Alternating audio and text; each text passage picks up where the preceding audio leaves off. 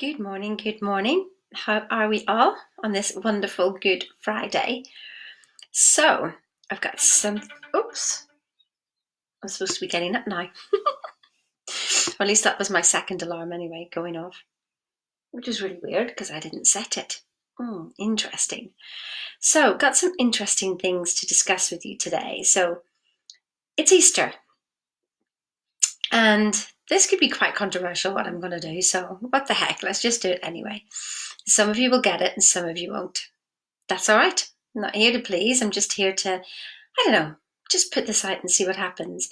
So this is Easter now, isn't it? And if Easter was, so when Jesus was crucified, if it was an actual historical event, why is it on a different time every year?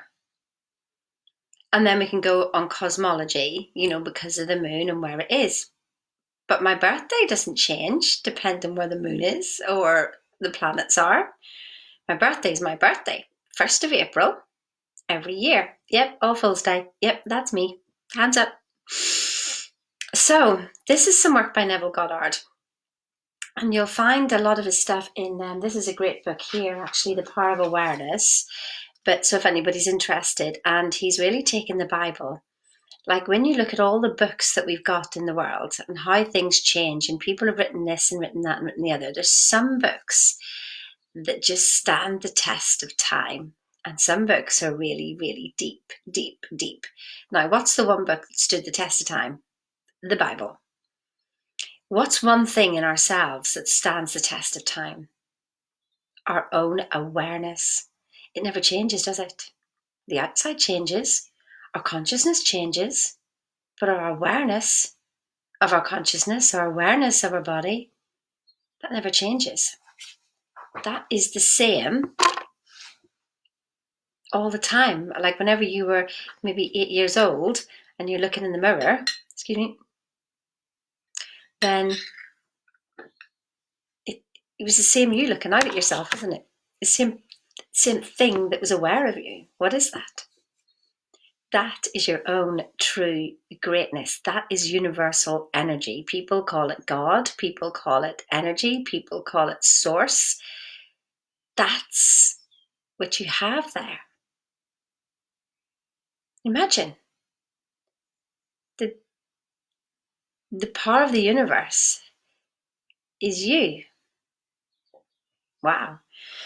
So this is the real meaning of Easter by Neville Goddard. So it's actually taken through some different works, and actually it's in a book called Mr. 2020, and it's this was done in April 2019. Mr. 2020 is obviously an avid reader of Neville Goddard's work, and I love how he literally summarizes things, and then so it's even part of manifestation as well. And it's by Mr. 2020. So if you look at Mr. 2020 and Neville Goddard and you want to search this information, it is life-changing. So go for it.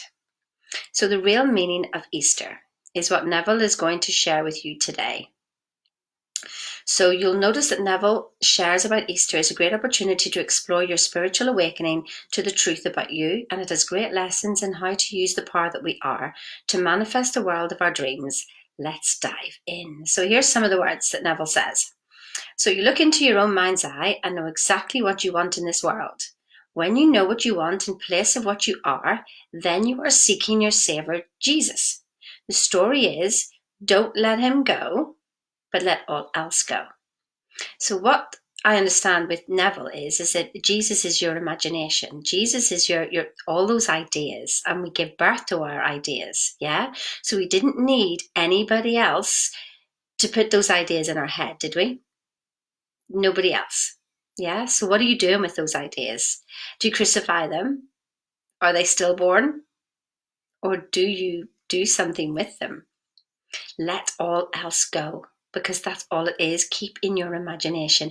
Einstein said your imagination is the most powerful thing in the world. It is more powerful than knowledge.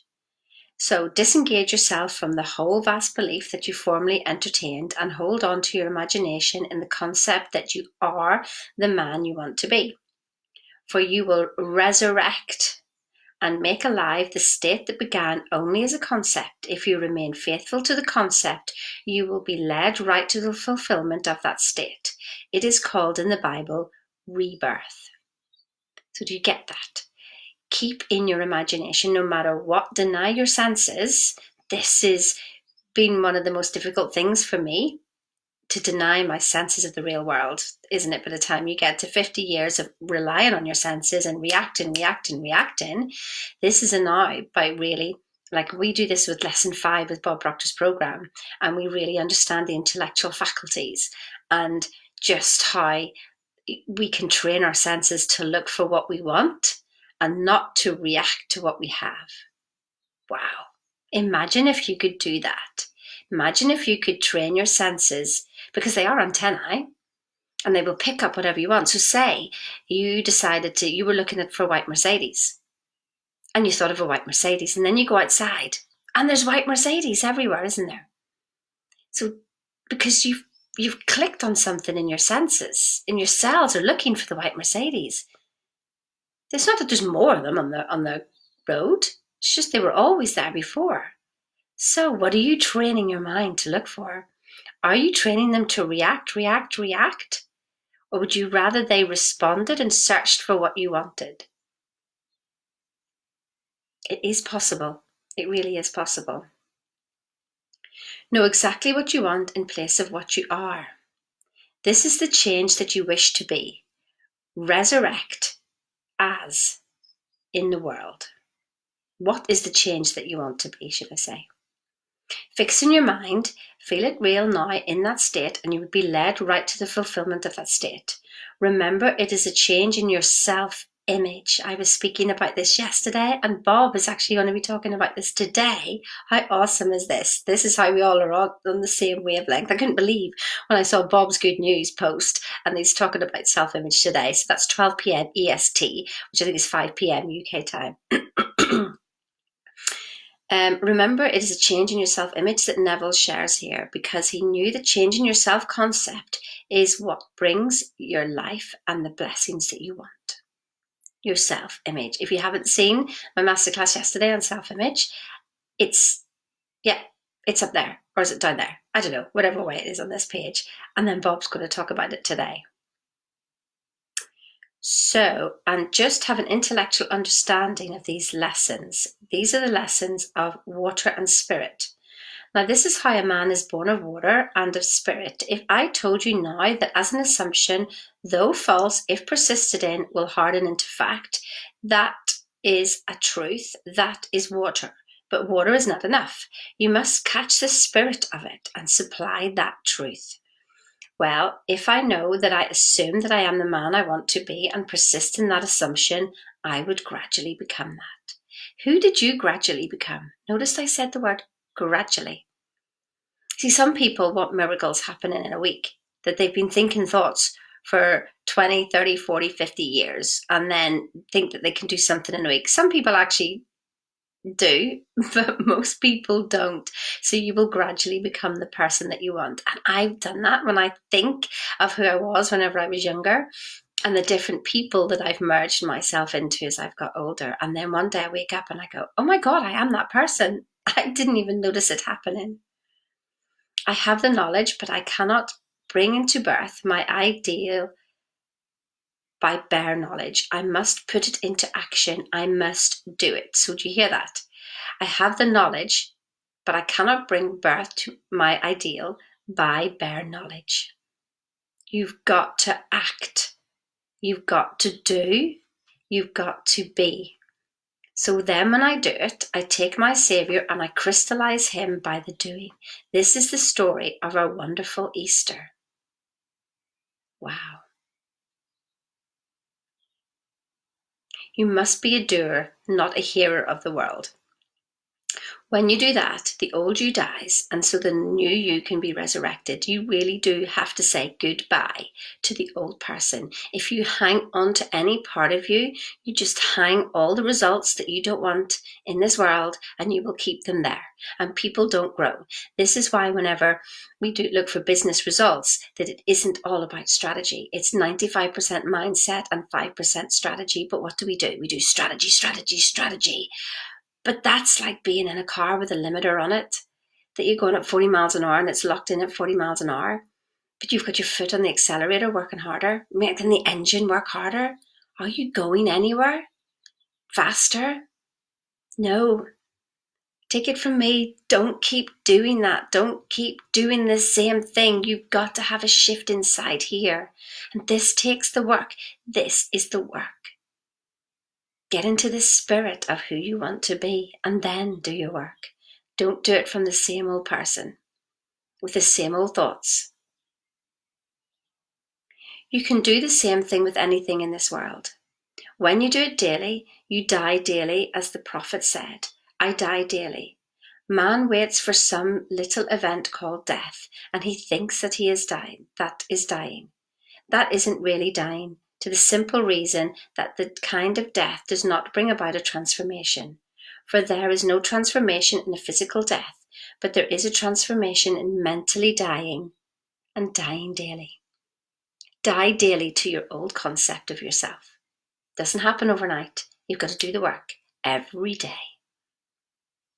And this is why I work with clients from 6 months to a year. It's not just a matter of doing a program. It's a matter of keeping you on the straight and narrow, because in the book Outwitting the Devil, that's one of the things that how we literally get sidetracked is by drifting. And oh, do we drift, don't we? Hands up, I'm the same. So if you've learned the art of dying, you've learned the art of living. For man is immortal and he must die endlessly. For life was a creative idea, and it will find itself only in changing form. If I do not change and grow and outgrow and grow and outgrow, then I know nothing of the mystery of Easter. For Easter is really the greatest of all mysteries. Mysteries, I was going to call it. Mysteries. It is when man awakens within himself from his birth at Bethlehem, and he awakens as God. That is the story of Easter. Wow. You might want to play this again or go and search out this. You find it on the internet, actually, his book. Death isn't something to fear in the future. Death is something to be celebrated daily. Letting go of your old, limited mental concept of you and your world die by assuming a new state of you. So isn't it funny? Funny? How Easter, and we're all literally being asked to transform and think differently at the moment, and now this is when Easter is? What a coincidence. What a coincidence. Yesterday's limitations were meant to be outgrown, so that you may bring forth more amazing miracles into the world and discover more and more about the amazing miracle of you. Are you discovering that at the minute? If it's not some tangible thing on earth you want, take some noble concept of a man. Take a man that you would love to see in this world. Dream of that man actually walking this earth and identify yourself with that man or woman. Associate yourself in your own imagination with them as if you were. When you actually feel that I am he and continue in that state, then things begin to unfold and bear witness to the truth of your assumption. Try it. Change the world you wish to see. Be the change you wish to see in the world. You need to be it. Stop complaining of other people. Stop complaining of what you don't like, and be the change. You.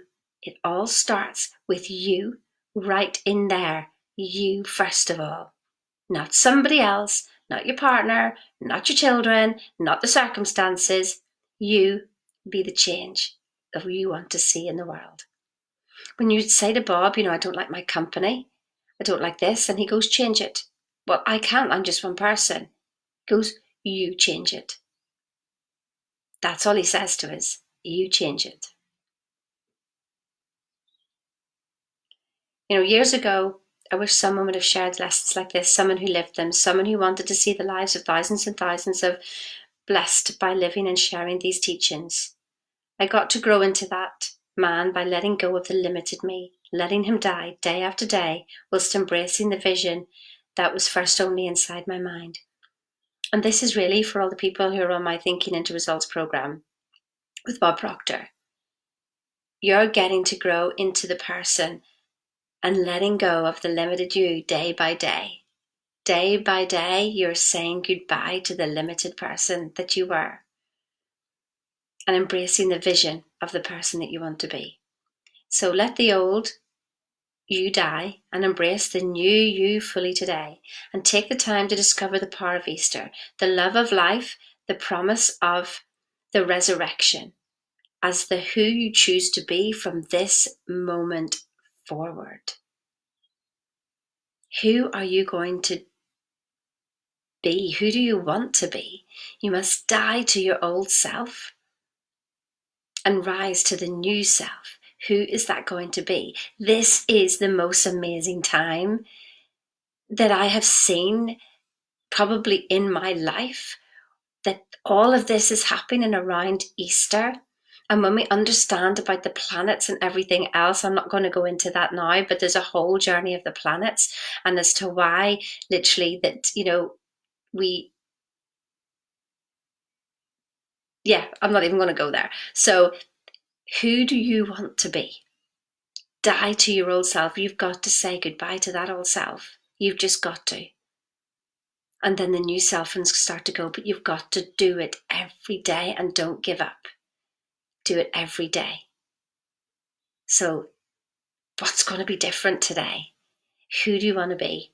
You've got to be the person before you can be the person. You've got to live in your imagination. Dream as if, wherever, if you don't like your surroundings, that you are in your head, you are somewhere else.